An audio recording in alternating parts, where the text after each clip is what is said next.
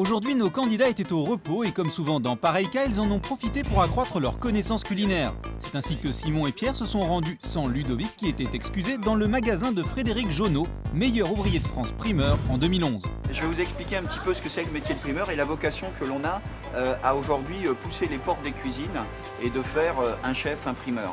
En tant qu'ancien cuisinier, Frédéric Jonot est encore plus à même de comprendre ce que veulent les chefs. Ses conseils sont précieux et recherchés. On y va? Avec plaisir. C'est parti.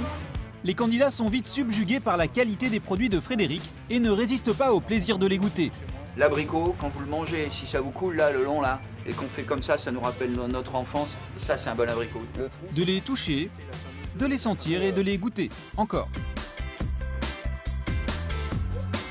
Pas trop sucré.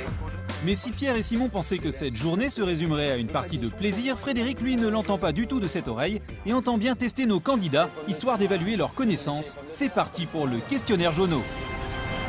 Vous êtes incollable sur les pommes de terre. Combien de variétés il y a dans le monde?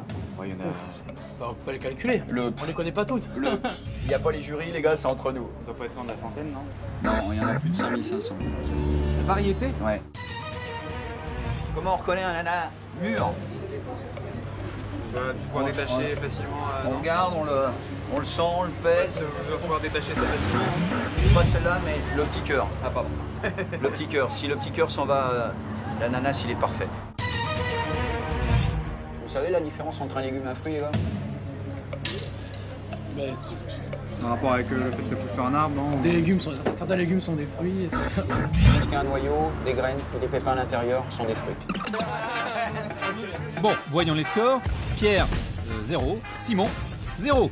Mais vous allez voir que malgré cette déroute unique dans l'histoire des fruits et légumes, Frédéric Jonot s'est resté courtois. Ça me fait vraiment plaisir parce que j'ai posé des petites questions un peu titillantes et puis vous avez répondu. Bon, pour les pommes de terre, je ne vous tiendrai pas à rigueur.